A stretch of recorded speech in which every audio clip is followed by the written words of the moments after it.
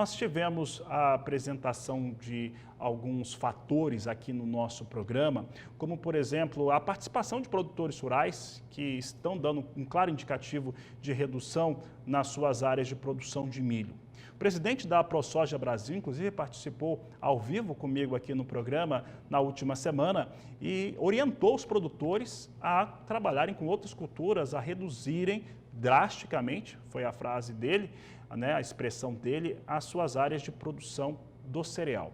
Então, eu vou convidar agora o Cristiano Palavro para participar do programa conosco. Ele é analista de mercados da Pátria Agronegócios, participa agora ao vivo pela internet com a gente.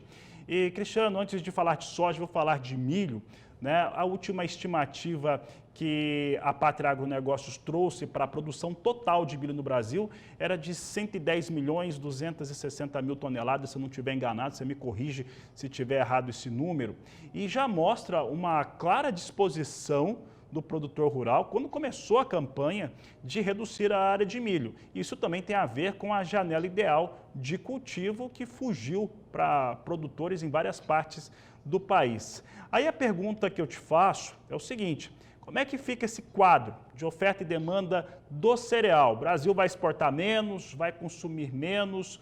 Boa tarde, seja bem-vindo. Muito boa tarde, Fabiano. Um prazer estar sempre aqui com você.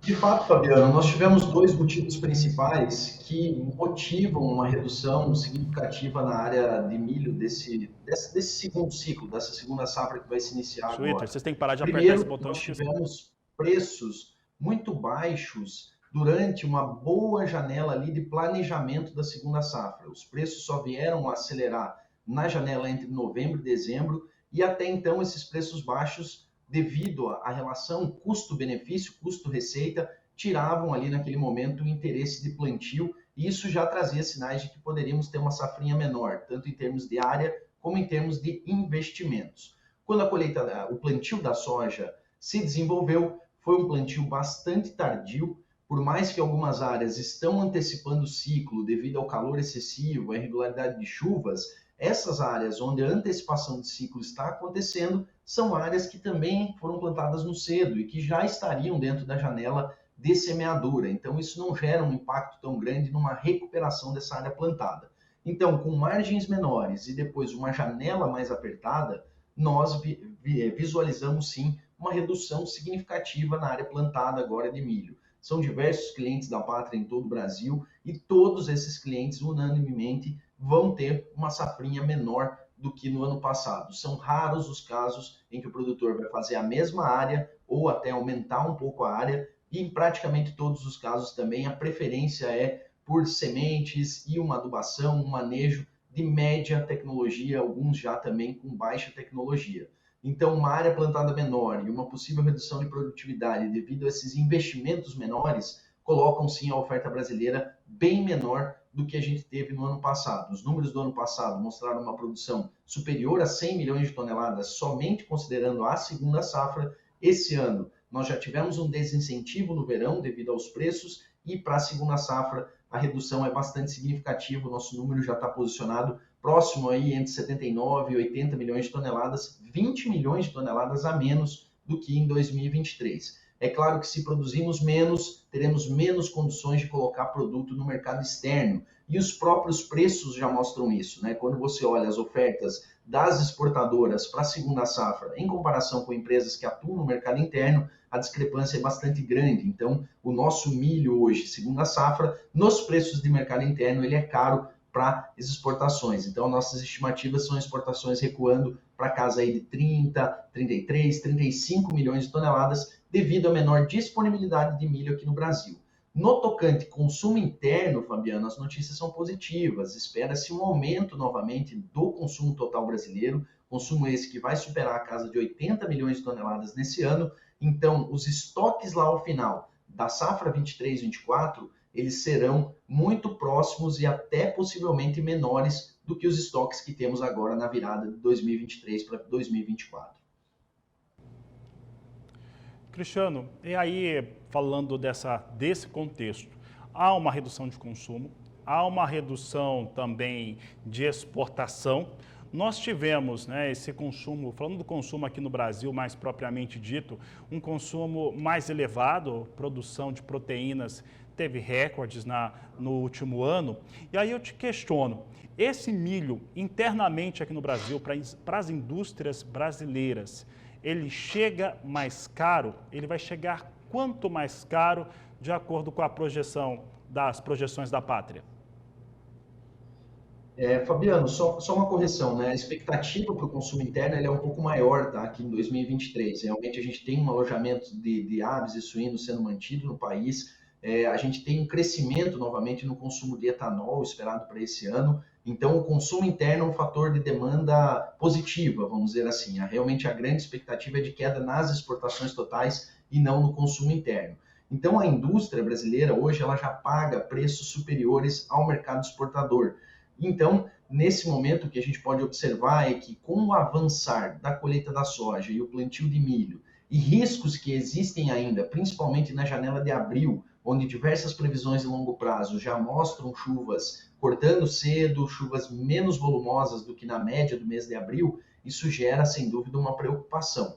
Então, de fato, essa menor oferta coloca-se um impulso para o mercado de milho. É um mercado que tem recuado nos últimos dias devido a um momento sazonal de maior oferta, mas que tem ainda fundamentos sólidos devido a essa forte redução de oferta. Então, a indústria brasileira ela realmente precisa se proteger para não acontecer o que aconteceu durante os meses de dezembro. A indústria veio no segundo semestre do ano passado comprando mais da mão para a boca. Nesse meio tempo, as exportações aconteceram muito rapidamente no Brasil, chegamos próximos ali de 55 milhões de toneladas exportadas no segundo semestre e os preços subiram consideravelmente na janela entre novembro e dezembro, colocando as indústrias numa necessidade de compra com preços maiores. Então é importante para a indústria realmente estar preparada para uma oferta que vai ser menor nesse ano e isso vai ter reflexo, sem dúvida, no preço. É importante a gente acompanhar também as movimentações do milho lá fora. Hoje o milho brasileiro para exportação ele é um milho um pouco mais caro, mas se a gente tiver uma redução de área nos Estados Unidos, alguns problemas já começam a ser visualizados na safra da Argentina, com os próximos 15 dias secos e quentes por lá. Então são pontos de atenção também que podem inflacionar ainda mais essa falta de oferta aqui no Brasil, com uma demanda mais resiliente da ponta exportadora. Muito bem, Cristiano. Agora eu vou mudar um pouco de tema. Falando de soja, isso tem a ver com um produtor brasileiro, produz soja, produz milho, e nós vimos a soja, estamos acompanhando valores muito pressionados aqui no mercado interno brasileiro. Vimos a soja, de certo modo, mostrar alguma resistência na Bolsa de Chicago. Há problemas em relação a escoamento de soja americana. E eu quero saber se esse cenário que nós temos hoje, muita pressão, Mato Grosso perdeu o piso de R$ 100, Mato Grosso do Sul está muito próximo disso, os valores são baixos no país inteiro, mas se em algum momento, alguns elementos podem aparecer.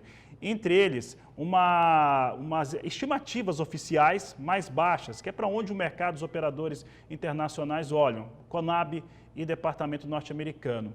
E também se esse problema hoje de escoamento do Canal do Panamá, por exemplo, se isso pode em algum momento trazer alguma fluência melhor aqui para essa formação de preços, Cristiano.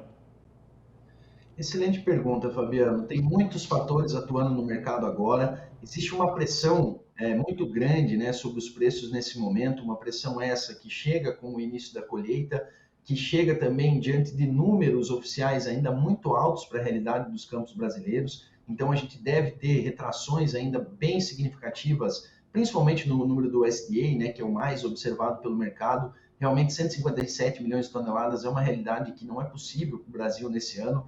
O levantamento da Pátria está na casa dos 143 milhões de toneladas e a gente vê que o mercado, outras consultorias já caminham novamente para números mais baixos, mais próximos dos nossos. Então, tem sim fatores positivos pela frente. Essa dificuldade de escoamento nos Estados Unidos já começa a trazer alguns impactos. A soja norte-americana já é bem mais cara que a soja brasileira nesse momento. Isso já vem se refletindo nas exportações semanais. Hoje mesmo, a divulgação do USDA ficou abaixo das expectativas mais baixas do mercado, né, em termos de exportações da última semana, um fator que está pressionando Chicago hoje, inclusive, e realmente esse problema no Panamá ele tende a durar mais tempo e isso pode sim se refletir numa demanda mais concentrada aqui no Brasil.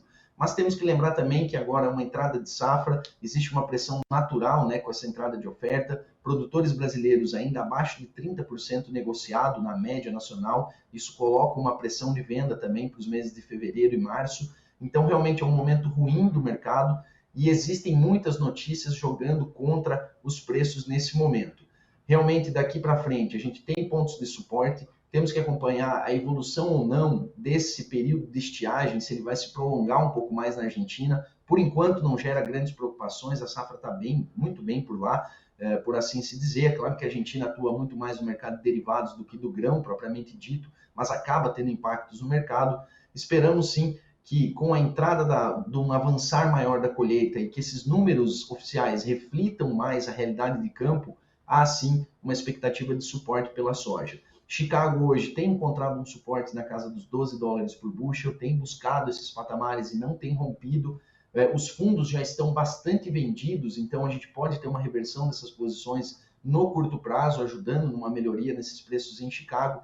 Então são muitos fatores que ainda precisam ser definidos para que o mercado se movimente de uma forma mais agressiva. A tendência de curtíssimo prazo, para a gente falar aí mais 1, 2 semanas, é um mercado ainda mais lateralizado, mais pressionado, com o avançar da colheita e os efeitos das estiagens e do calor excessivo que a gente viu ao longo dos últimos meses, isso vai ficar um pouco mais claro para o mercado. Esses números do SDA precisam cair, vão cair, isso reduz esse grande estoque, né, mundial que foi projetado no levantamento de janeiro, e isso abre espaço para uma recuperação nos preços, recuperação essa que vai depender também do movimento de venda dos produtores. Ela pode levar um pouco mais de tempo e ir já para casa de março, início de abril. Quando passada essa pressão de vendas, aí sim a gente tem condições de preços melhores de uma forma mais significativa.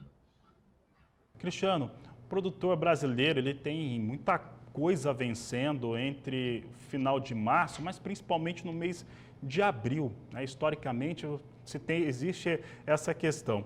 Pelo seu posicionamento, eu entendi aqui, creio que a maior parte dos produtores rurais também, compreendem que é necessário, quanto mais conseguir se esperar para fazer a comercialização da soja, não vender num momento como esse, a não ser que precise muito, é interessante para conseguir absorver esse melhor momento. Quanto que o produtor rural precisaria esperar para começar a comercializar? Eu estou pensando nesse produtor que tem muita coisa para vencer, né? Então a ProSoja no Mato Grosso, a Federação da Agricultura por lá está instruindo os produtores a repactuarem algumas dívidas exatamente por conta dessa situação. Quanto tempo que ele deveria esperar e como que pode ser um planejamento de vendas a partir de então? Olha, Fabiano, depende muito da posição que cada produtor está no mercado agora, né? Para quem não fez nenhuma venda, por exemplo, realmente vai ser muito difícil poder esperar demais. Ele vai precisar negociar pelo menos um percentual dessa safra para levantar a caixa para esses compromissos mais imediatos, né? Mas de fato o mercado tem uma capacidade de recuperação um pouco mais longa, né? A gente vê que essa recuperação ela pode ser mais intensiva passado o 30/4, que aí encerra-se mais esse período de mais pressão de vendas, né? Porque por mais que ele possa captar recurso no mercado, prolongar um pouco essas dívidas, uma parte, pelo menos, da safra vai precisar ser negociada. Aquele produtor que já tem lá 40%, 50%, 60% vendido, já está numa posição um pouco mais confortável, vai precisar de menos malabarismo, vamos dizer assim, para conseguir levar essa soja um pouco mais à frente.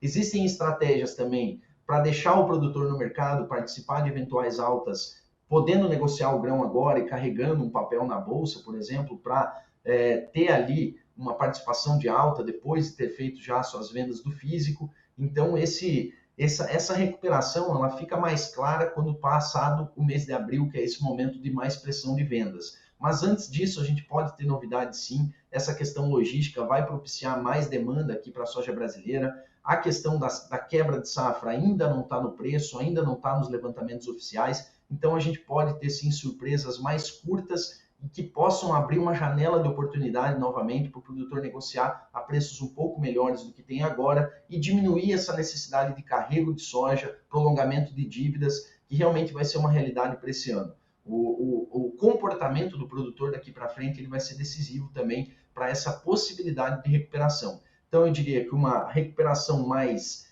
singela, menos significativa, ela pode vir aí quando a colheita atingir 20, 30, 35%, o que normalmente acontece ali entre 15 a 20 de fevereiro, e depois com uma melhora mais consistente, realmente precisa passar esse período de pressão de vendas, aí seria mais do final de abril em diante.